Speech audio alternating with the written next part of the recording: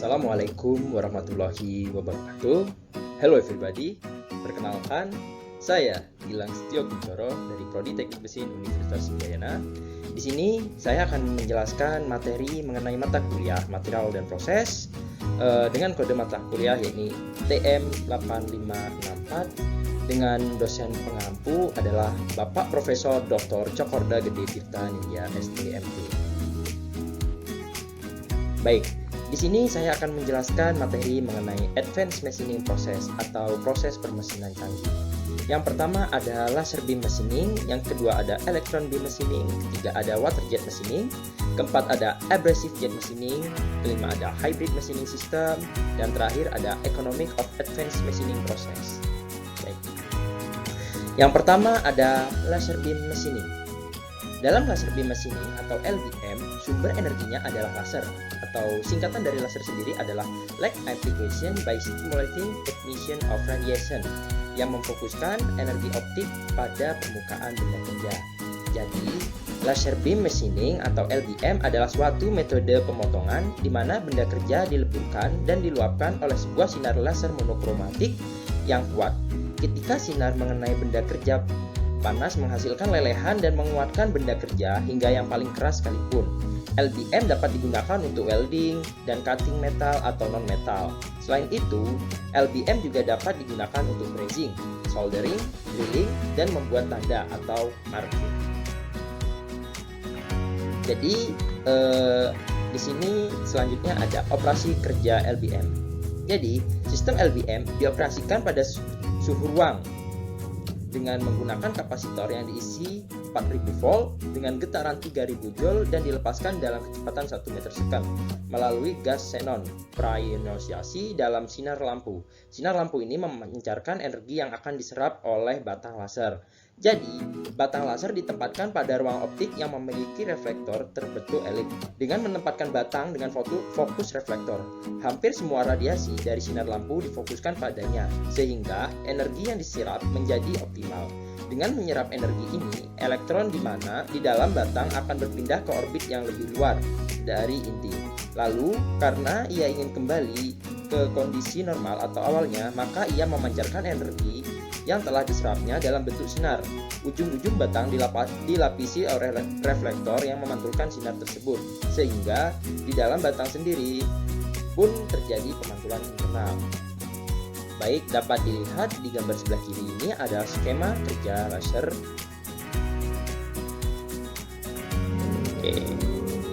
Di sini ada generator, ini adalah bahan yang akan dipotong. Di sini ada lens.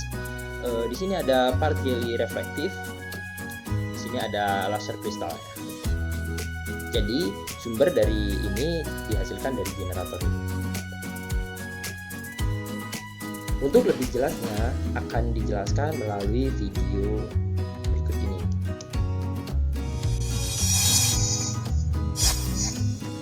Laser beam machining. And laser beam machining is a non-conventional machining process in which material is removed from the workpiece surface using heat. Laser stands for light amplification by stimulated emission of radiation.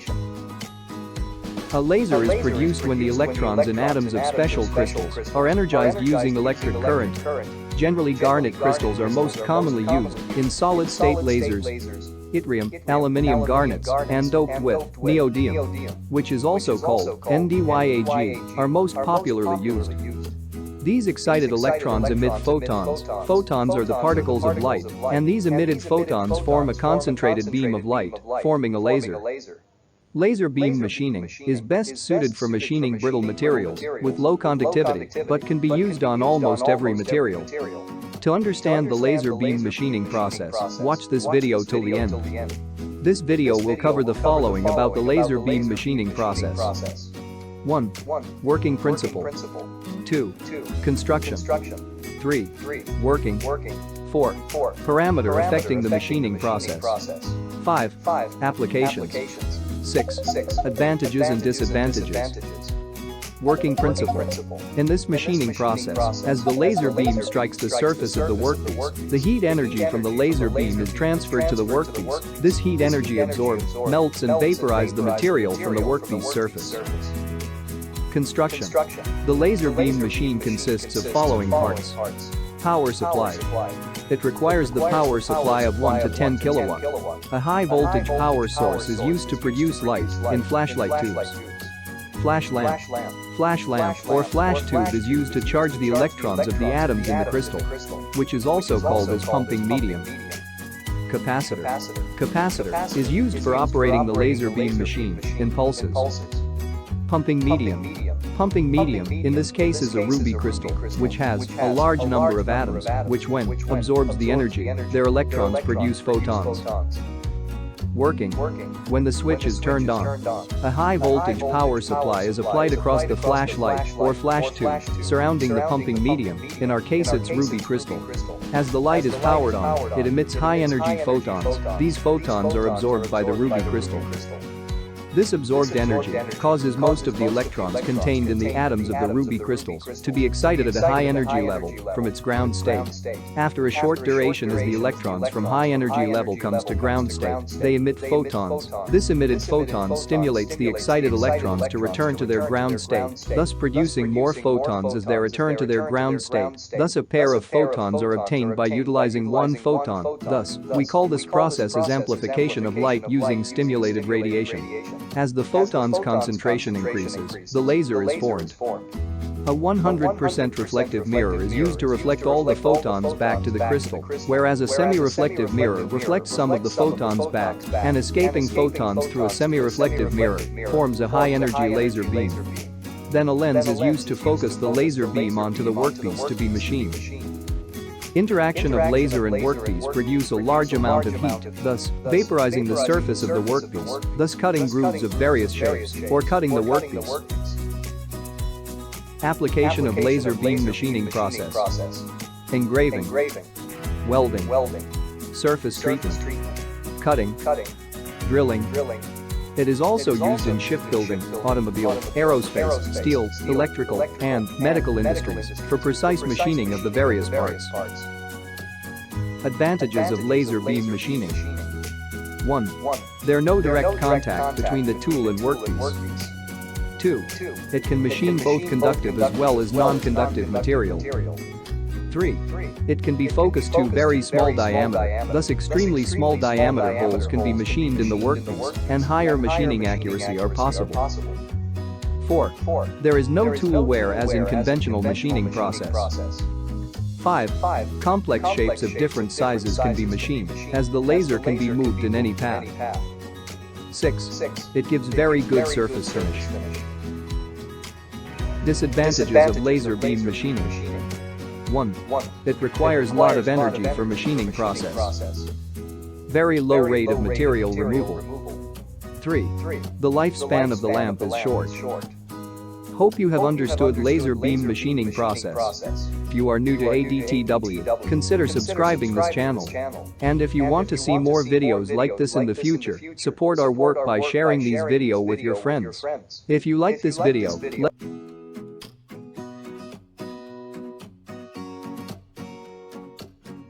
Oke, selanjutnya ada electron beam machining. Jadi, electron beam machining adalah proses permesinan di mana sebuah prosesnya dibantu menggunakan electron beam. Namun, dalam proses ini ada keterbatasan proses permesinannya. Seperti energi yang dibutuhkan sangat tinggi dan peralatannya sangat mahal.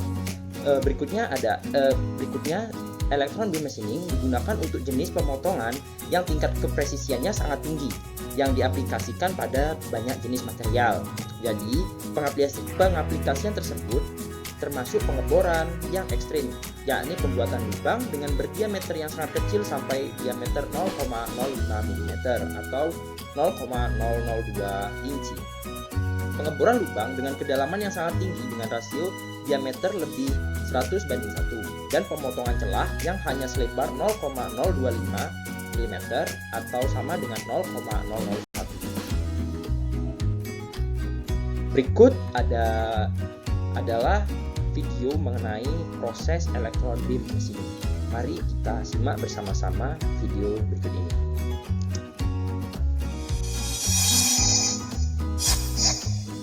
Electron beam machining. Electron beam machining, or EBM, is a non-conventional machining process used for machining of very hard and brittle materials, which otherwise cannot be machined by conventional machining processes. In electron beam machining process, the kinetic energy of the electron is converted into heat energy by impinging the fast-moving electron on the workpiece surface. This heat energy evaporates the workpiece surface, similar to the laser beam machining process, where a laser is used in place of electron beam. If you are interested in knowing how laser beam machining is carried out, I have provided the link in the description below. Click on the I button to watch it. And if you are new to ADTW, click on the subscribe button below. This video will cover the following about the EBM process. 1. Working principle. 2. Construction. 3. Working. 4. Application. 5. Advantages and disadvantages. Working principle. This machining process works on the basic principle of conversion of kinetic energy of electrons into heat energy. When a high-speed electron impinges on a workpiece, its kinetic energy is converted into heat energy. This heat energy is used to vaporize material at the workpiece interface. This is the basic principle of EBM machining.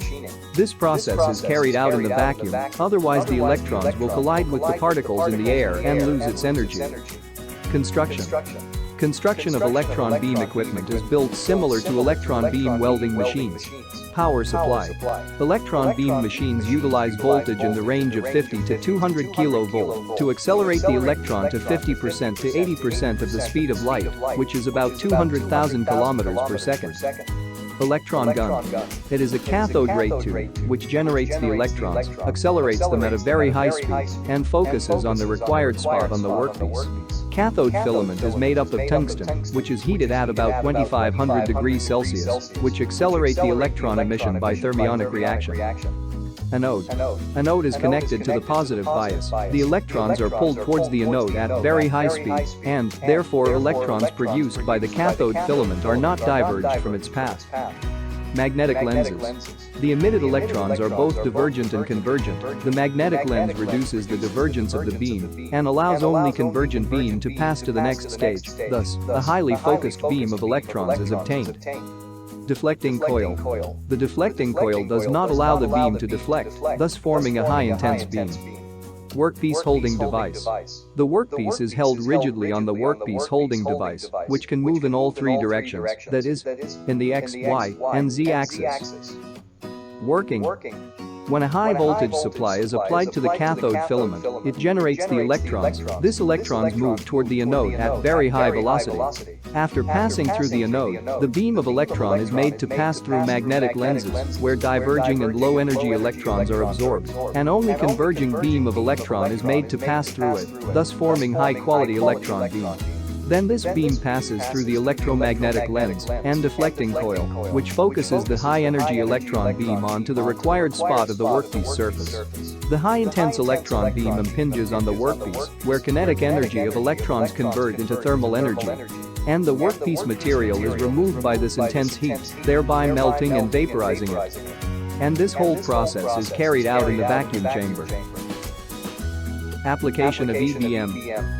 1. EBM is mainly used for micro-machining operations on thin materials. These operations include drilling, perforating, slotting, and scribing, etc. 2. It is particularly useful for machining of materials of low thermal conductivity and high melting point. 3. For making fine gas orifices in space nuclear reactors and gas turbines blades. 4. Flow orifices in wire drawing dies. 5. It is particularly suitable for producing very small diameter holes, about 0.002 millimeters. Advantages of EBM. 1. Very hard and heat-resistant materials can be machined. 2. Closed dimensional tolerance can be achieved. 3. Produces good surface finish. 4. Heat affected zone is minimum. 5. No physical contact between tool and the workpiece, therefore, there is no tool wear. Disadvantages of EBM. 1.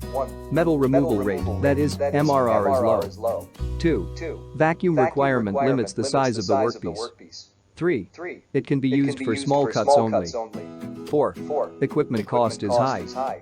Hope you have understood electron beam machining process. If you are new to ADTW, subscribe our channel.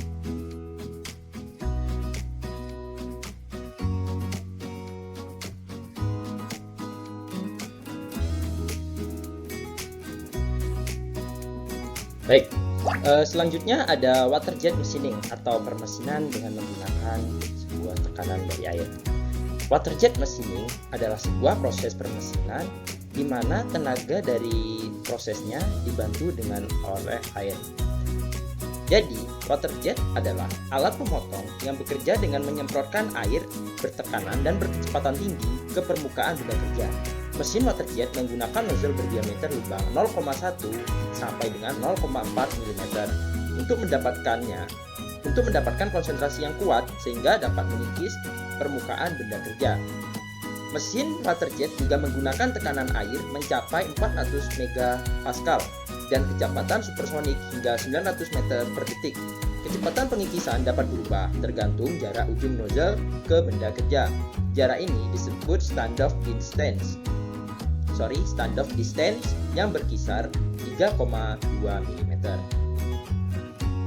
Berikut ada rincian proses water jet machining. Jadi, pertama, air dan polimer dicampur secara tepat dan campuran tersebut dikirim ke intensifier di mana tekanan dinaikkan. Penguat hidrolis atau hydraulic intensifier menaikkan intensitas tekanan air dan memberikannya ke akumulator hidrolis. Selanjutnya, energi yang tidak dibutuhkan secara kontinu selama periode tak ada proses atau idle periode. Energi disimpan di dalam akumulator dan diberikan keluar selama pemotongan. Air bertekanan yang datang dari akumulator dikontrol oleh papan kontrol atau control valve, dari mana air itu pergi ke nozzle setelah melewati valve pembuka dan penutup atau stop start. Aliran pancaran keluar dari nozzle memotong benda kerja dan selanjutnya dikumpulkan dalam sistem saluran. Jadi setelah air ini memotong workpiece, di bawahnya ini ada sistem saluran. Oke. Berikut adalah video proses dari water jet di sini. Mari kita simak bersama-sama video berikut ini. Today we will discuss about water jet machining, how water jet machining works, and what are the parts of the water jet machining. First, we will discuss about the parts of the water jet machining. We have a reservoir, which is the source of water, and then pump, which is used to supply water and connected to the reservoir. Then we have intensifier for increasing pressure of water. Then accumulator for temporary storage of water, and control valve for controlling flow of water. Then we have a flow regulator for regulating flow of the water, and then at the end we have a nozzle for increasing kinetic energy. Then last one we have workpiece on which this experiment will be done. And these all are connected with the help of pipes. Now what will happen? See the working of water jet machining. Pump will start rotating and it will push the water to the nozzle, and nozzle will drive the water on the workpiece. From all the processes, water will go and at last it will strike on the workpiece with a high kinetic energy, and we will produce very high pressure force on the workpiece and removal of makes place from the workpiece. This is water jet machining. Thank you for seeing this video. You can subscribe me on my channel Learn and Grow for more videos. Thank you. Selanjutnya ada abrasive jet machining. Jadi, abrasive jet machining adalah sebuah proses permesinan yang menggunakan bahan abrasif yang didorong oleh gas kecepatan tinggi atau air bertekanan untuk mengikis bahan dari benda kerja.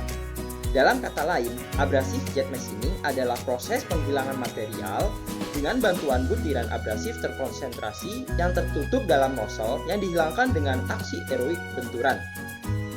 Dalam permesinan jet abrasif, jet kecepatan tinggi yang mengandung partikel abrasif diarahkan ke permukaan benda kerja dalam kondisi yang terkendali. Jadi, partikel pengembangan kekuatan yang cukup terkonsentrasi untuk melakukan operasi seperti pemotongan. Material dihilangkan dengan erosi material kerja dengan grid abrasif pada kecepatan 150 hingga 300 meter per second. Grid abrasif dilakukan dalam aliran gas berkecepatan tinggi. Dapat dilihat ini adalah skema dari mesin abrasif jet mesin. Jadi dalam proses pengerjaan ini energi didapatkan dari gas supply. Oke. Berikutnya adalah cara kerja abrasif jet machining. Jadi, cara kerja AJM atau abrasif jet machining yakni adalah dalam AJM atau abrasif jet machining, pemindahan material terjadi karena tubrukan dari partikel-partikel abrasif yang halus. Partikel-partikel ini pindah dengan aliran udara atau gas berkecepatan tinggi. Pada gambar di bawah ini, menunjukkan proses bersama dengan beberapa tipikal proses parameter. Partikel-partikel abrasif biasanya berdiameter 0,025 mm dan pengaliran udara pada tekanan beberapa atmosfer. Dalam proses abrasif jet machining, jet udara kering berkecepatan tinggi, nitrogen atau karbon dioksida yang berisi partikel abrasif menghantam benda kerja.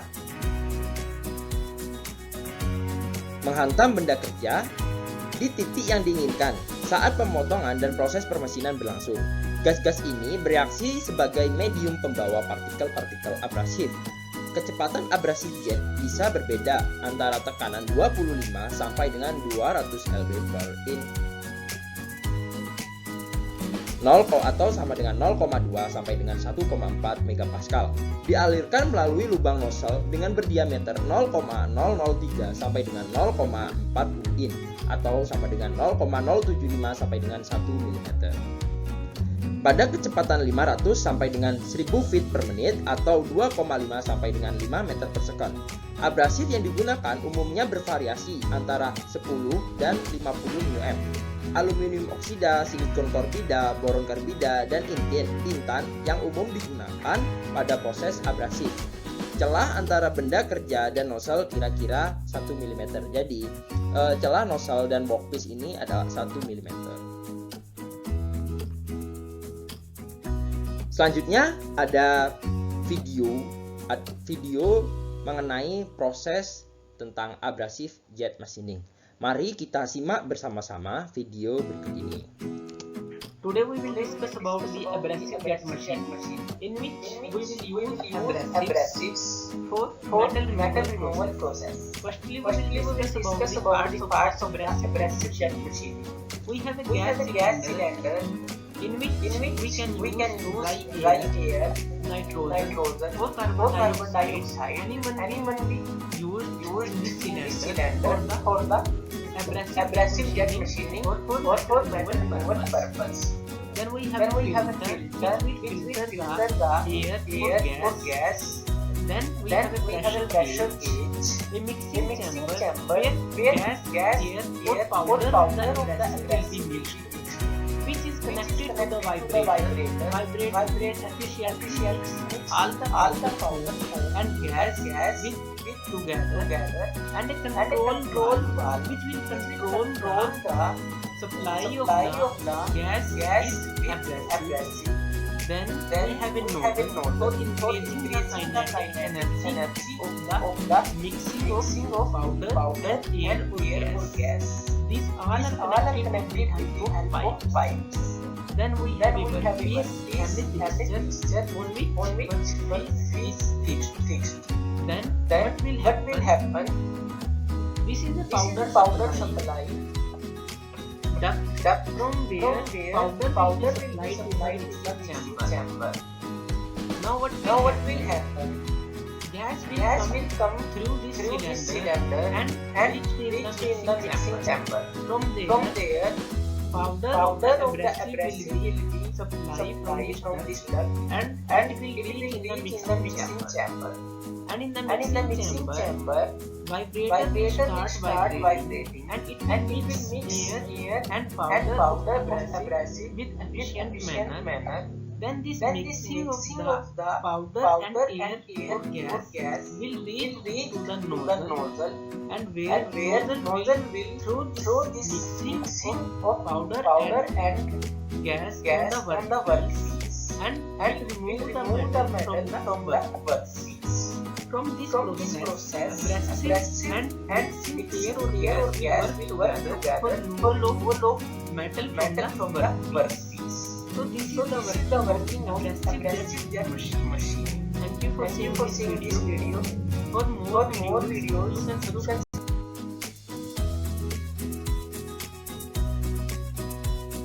Oke. Selanjutnya ada hybrid machining system. Jadi, hybrid machining system merupakan metode dengan menggabungkan dua atau lebih proses dalam satu sistem. Setiap proses memiliki keuntungan masing-masing dan meningkatkan kecepatan produksi sehingga efisiensi juga meningkat. Beberapa contoh yang dikombinasikan mengenai hybrid machining yakni diantaranya ada abrasive machining dengan electrochemical machining, ada abrasive machining dengan electrical discharge machining, ada abrasive machining dan electrochemical finishing, ada water jet cutting dan dengan wire ADM atau electrical discharge machining, dan masih banyak lain. Berikut ada video mengenai hybrid proses machining. Mari kita simak bersama-sama video berikut ini.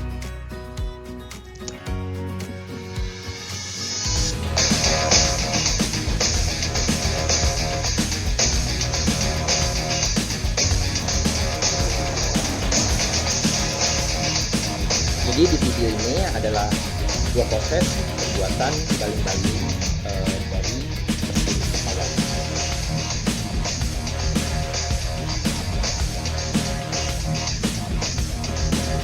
Yang pertama-tama, seorang operator akan mendesain baling-baling yang akan dibuat.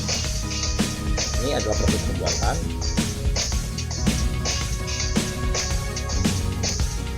Ini ada CNC.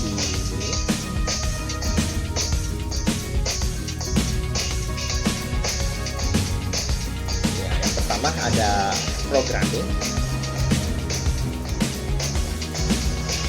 Jadi ini adalah sebuah tip yang pertama dan selanjutnya dilanjutkan dengan CNC.